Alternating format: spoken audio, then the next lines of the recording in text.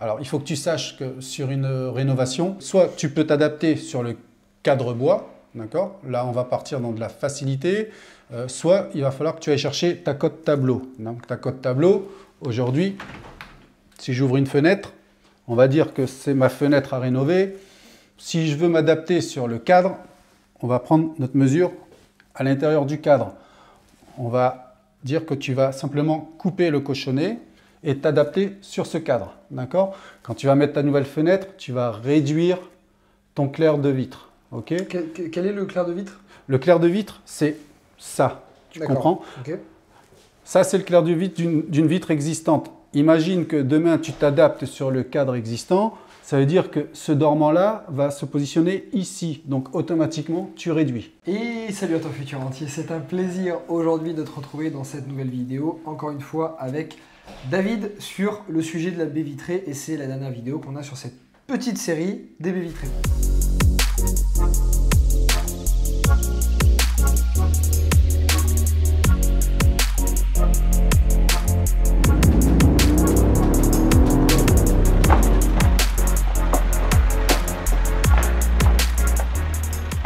Alors si tu me découvres pour la première fois, merci de me rejoindre.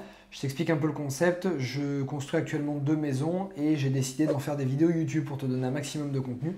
Donc je découpe chaque étape de ce projet pour que tu suives vraiment toute l'évolution du début jusqu'à la fin. Tu retrouveras d'ailleurs dans la description tous les liens des précédentes vidéos, des cadeaux, des heures de formation gratuites. Bref, tu as énormément de choses, va jeter un œil en dessous. Dans cette vidéo, on va tenter, surtout David d'ailleurs, pas moi je pose pas les fenêtres, mais David va t'expliquer comment est-ce que tu peux poser tes fenêtres, les choses à savoir et comment prendre tes cotes. Alors, donc pour commencer, sur la priorité, ça va être la prise de mesure. Donc une prise de mesure par rapport à une dimension, une rénovation et un chantier neuf, ce sont pour moi 2 choses différentes, d'accord? Alors il faut que tu saches que sur une rénovation, savoir ce que tu as envie de faire, c'est ce qu'on va expliquer, c'est que soit tu peux t'adapter sur le cadre bois, d'accord? Là, on va partir dans de la facilité, soit il va falloir que tu ailles chercher ta cote tableau. Donc, ta cote tableau, aujourd'hui, si j'ouvre une fenêtre, on va dire que c'est ma fenêtre à rénover. Si je veux m'adapter sur le cadre, on va prendre notre mesure à l'intérieur du cadre. On va dire que tu vas simplement couper le cochonnet et t'adapter sur ce cadre, d'accord? Quand tu vas mettre ta nouvelle fenêtre, tu vas réduire ton clair de vitre, ok? Quel est le clair de vitre? Le clair de vitre, c'est ça, tu comprends? Okay. Ça, c'est le clair de vitre d'une vitre existante. Imagine que demain, tu t'adaptes sur le cadre existant, ça veut dire que ce dormant-là va se positionner ici, donc automatiquement, tu réduis, d'accord? La deuxième solution qui, pour moi, est la meilleure, un peu plus compliquée, mais c'est de faire un délignage au zéro du tableau, d'accord? Ça, on peut le faire avec un outil spécifique, lamello, scie sabre. Tu prends ton outil, tu coupes tout à zéro du tableau et tu viens prendre tes cotes après. Donc la prise de cote à ce moment-là se fera du tableau au tableau sur 3 points de 3 vérifications. Toujours une en bas, une au milieu, une en haut. Pareil dans le sens de la hauteur, ok? Parce qu'il se peut que tu aies un tableau de travers ou quoi que ce soit. Il faut aussi impérativement que quand tu poses ta fenêtre, tu laisses un jeu. Pourquoi? Parce que dans la bonne méthodologie d'une pose, tu vas mettre ce qu'on appelle un compris-band. Okay? Ce compris-band doit, en fin de compte, exploser. Donc ça veut dire qu'il va gonfler et il va combler toutes les imperfections entre ton cadre et ton dormant. D'accord, ok. Pour l'étanchéité, en fin de compte, et la perméabilité. D'accord? Donc étanchéité à l'air, étanchéité à l'eau.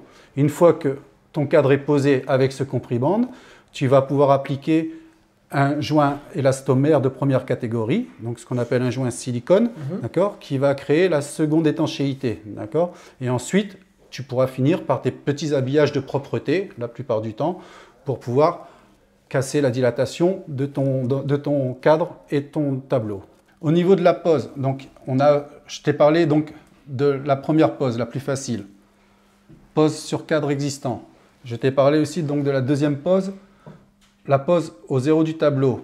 Et on va rentrer, si jamais demain tu décides de faire une plus grosse rénovation, on va parler de la dépose totale. À ce moment-là, on va te retirer le cadre complet. Okay? Donc quand on va se retirer ton cadre complet, tu vas avoir une feuillure dans la plupart du temps. C'est dans laquelle, en fin de compte, est logé ton ancien cadre. Et on va venir se repositionner dans cette feuillure. Ok ? Il faut juste que tu saches que si tu optes pour cette dépose totale, qui pour moi est très bien, il faut que tu prévoies un petit peu de maçonnerie, de plâtrerie autour et de peinture. Ok ? D'accord, ok. Voilà. Parce que dans la plupart des cas, nos anciennes fenêtres bois étaient fixées soit avec des clous scellés, soit des pattes. Donc automatiquement, même si on découpe au plus propre, il y a toujours des petits éclats qui peuvent apparaître. Ouais, d'accord. D'accord ? Là, on parle de la rénovation. Dans le cadre d'une fenêtre neuve, on a un tableau, d'accord ? On a une ouverture. Donc là, dans la plupart des cas, nous allons être posés en applique. D'accord ? Donc ça veut dire que nous allons avoir une fenêtre qui va avoir une certaine profondeur. Cette profondeur, en fin de compte, elle peut s'accentuer ou se diminuer. D'accord ? Généralement, dans les nouvelles réglementations, la profondeur sera à peu près de 120 mm, ce qu'on appelle l'isolation. D'accord ? Tu vas avoir une isolation de 120, mais tu peux aussi avoir une isolation de 140 et tu peux aussi avoir une isolation de 160 mm. D'accord ? Donc ça, c'est au préalable, c'est toi quand tu fais ton calcul thermique avec ton architecte ou ton ingénieur de calcul qui va te dire ce que tu veux. Ok ? Donc là, on va poser notre fenêtre en applique avec des équerres. Donc toujours pareil, compris bande, on plaque la fenêtre. Là, on sera fixé par des équerres. Ok ? Un joint silicone élastomère à l'intérieur, un joint silicone de remontée pour les étanchéités sur le bas, et après un petit joint élastomère sur les extérieurs. Ta fenêtre est posée, elle est en applique.